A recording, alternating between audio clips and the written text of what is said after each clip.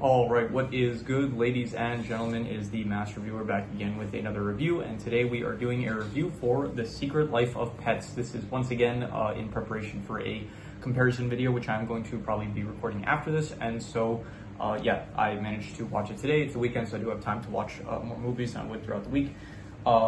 Yes, and any other background, this is a rewatch for me. This is, yeah, I watched this probably around the time that came out. I don't really have any further background other than that. So let us begin, starting off with the plot/adventure. So the plot/adventure of this film is that basically you have this dog, Max, and he lives with this human, Katie, and he loves his life, being with Katie and stuff and all that, and then all of a sudden, Duke, and there's this dog, Duke, that Katie ends up adopting, and then now Max, it's like the whole dynamic of like a new sibling kind of thing comes into the picture, and the main character is like doesn't like this new person that they're living with, so it's like they go with that kind of approach, and the plot ends up being that Duke and Max, they end up well, because Max is trying to get Duke kicked out of the house, Duke ends up like getting revenge by bringing Max to like a land, not a landfill, but a dump, and he ends up like throwing him in the trash, and then they end up running into some cats, and then basically they end up pretty far away from their house, and they get captured by animal control, and then from there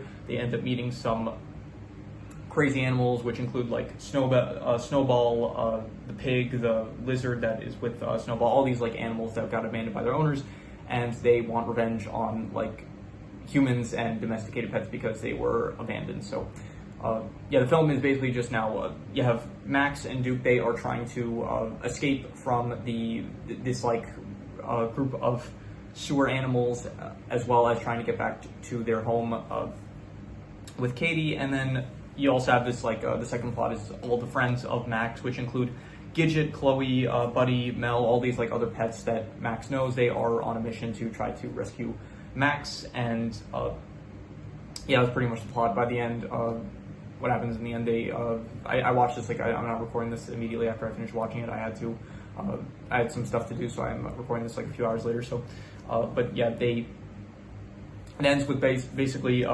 Max and Snowball, after Snowball's like friends end up getting captured by animal control as well. Max and Snowball, they team up to save Duke, who also ends up getting captured by animal control, as well as Snowball's friends, and then they end up on like a bridge, and skip ahead, and they end up Max ends up saving Duke. Snowball is no longer trying to kill Max or the rest of the domesticated animals, and then everyone gets back to their homes. Everyone gets like a nice happy ending where you have Duke and Max, they are back with Katie. There's like this nice montage where it shows all the pets and their owners and stuff and bonding stuff, which I thought was nice. Snowball ends up even getting not adopted, but like this little girl ends up finding him, and the mom for some reason ignores the crocodile, the pig, and the lizard that was with next to the rabbit, and then that like was near the sewer, and then she's like fine with her daughter taking him. So yeah, anyway, so the plot/adventure, I would say that it is like it's decent, it's fine. Honestly, it's like more between like a 5 to a 5.5. I'll say it's like a decent plot. It is pretty standard. It combines like some aspects of like the fish out of water kind of thing, where it's like not exactly fish out of water, but you do have Max and Duke in like an environment trying to get back home. You have the whole thing of the new sibling dynamic thing where Max is not happy with Duke, and overall I don't even know if I'm being kind of generous calling it decent, but yeah, I'll call it decent. It's like not the worst plot I've ever seen, but it's realistically more like a 5 to a 5.5, but I'm being decent. I'm being generous with it. I'm calling it decent. You know, it's a decent plot/adventure. So in terms of the characters, I thought that there was no one really too much that I liked. Like there was so I thought Kevin Hart did a good job voicing Snowball. I did think that like Kevin Hart does bring this like very chaotic energy to the role, and that I did appreciate. Other than him, though, no one else I really cared for. Like Gidget, Max, Duke, I did not care for any of the characters. I did like Tiberius, like the Falcon. I liked his character just because he was like trying to resist the urge to like kill all these domesticated pets and stuff. So I did find him kind of entertaining.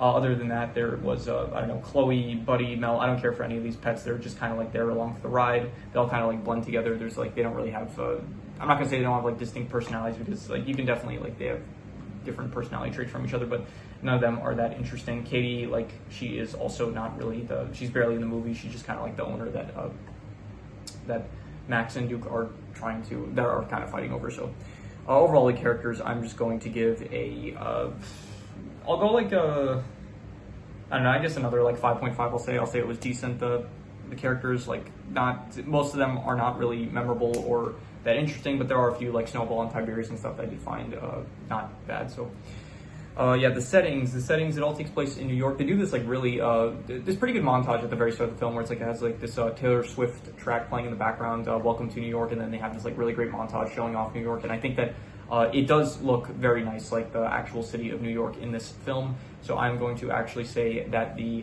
setting, it was, I'd go like, good, I'll give it a 6.5. I'll say the setting. I did like the setting, it did pretty, like all the areas I thought looked pretty good. The sewers, not as much, and towards the end, but like the big wide, like during the day shots, like it looks very like bright and beautiful, and I do like all the shots of like the big city and stuff. So I'll say 6.5 for the settings. The art style, it is Illumination, so you do know what you are going to get going into it. Illumination, they never really change the formula with their art style. Every Illumination film looks pretty much the same. There's characters here that look like they could have come straight out of Despicable Me or The Lorax or something, and it never really is anything it's never anything like too incredible or outstanding, but it's always like it's not bad ever. So I would say that the honestly, I do like it a bit more than maybe the Despicable Me art style. Like it works definitely. I'll give the art style like a 6.5. I think it's this film, it works kind of better than, maybe because it is a more modern Illumination film. It came out in 2016 compared to some of the Despicable Me movies where they more so came out in the early 2000s. I think the first one came out in like the 2000s, and then the others, the sequels, they came out like more so in the early 2010s. I might be misremembering that, but anyway. In terms of the comedy, I did not like any of the comedy really. I guess like here, Snowball, I guess there was a few bits with Kevin Hart that I found kind of funny. As well as maybe one or two bits with Tiberius, but other than that, yeah, Pops, I guess the old dog that was like paralyzed, he maybe also had some good lines here and there, but overall, I'll say the comedy, it was like I don't know, between a 5 to a 5.5. I'm going to give it between like not good or bad, more so leaning on the good side, and I will be, I'm going to be harsh with this. I'm going to call it a 5. I didn't really care for the comedy, so but I didn't think it was like terrible, so 5 out of 10. In terms of the worst thing, I think the worst thing is, yeah, I'm not really sure what the worst thing is, to be honest. I don't have anything in mind, so I'm just going to reuse the worst thing, which was the comedy score, so another 5 out of 10 for the worst thing. In terms of the best thing, yeah, once again, nothing really that comes to mind. I did like the opening montage. I thought that was, I'd give that like I don't know, I would probably say like a 6.5, so for the opening montage. And I did also like the montage at the end with like showing off all the animals with their owners and stuff, which I would also probably say like not a 6.5, maybe like a 6, but yeah, I'm just going to reuse the best score. So like for the opening montage, I would give that a 6.5. I also gave the settings and the art style 6.5, so I'm just going to reuse another 6.5 for the best. And yeah, any extra notes I have here?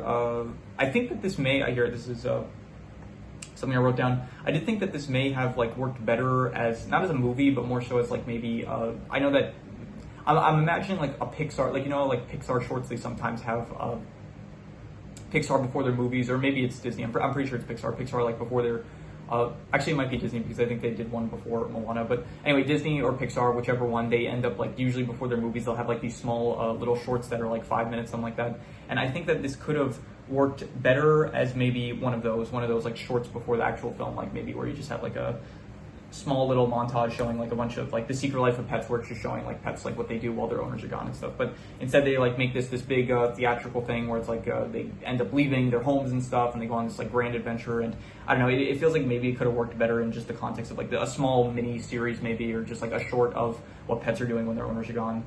Similar to like the Minions, not the Minions, but Illumination does have like these there's like a volume of shorts of Illumination related content. It's called like Minions and More, I think, I'm pretty sure.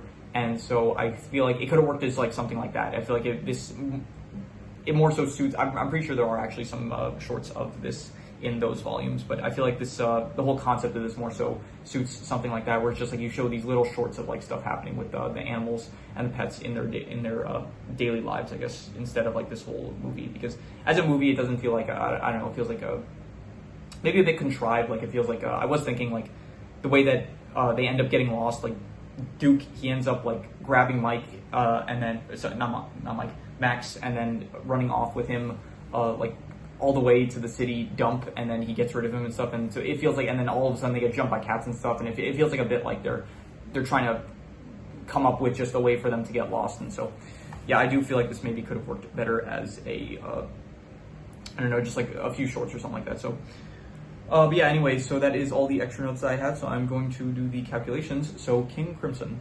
All right, so it ends up coming out to a 5.5, which would be decent. But to be honest, I think I would give it probably a bit lower than that. I don't know if I would call it decent. I think I would call it like between a 5 to a 5.5. It's between like, it's like not good or bad, maybe more so on the good side. But to be honest, it was like, I don't know. It's also not that long of a movie. It's listed here as an hour 40 minutes. It was not an hour 40 minutes. It was like a lot less than that. I think it's like more so close to an hour 20, hour 25. Like it's really not that long of a film, but it's also like there's not much substance to it really. So, yeah, I would give it like, I feel maybe between a 5 to a 5.5. But honestly, I'm going to be harsh with this. I'm going to give it 5. Like it was.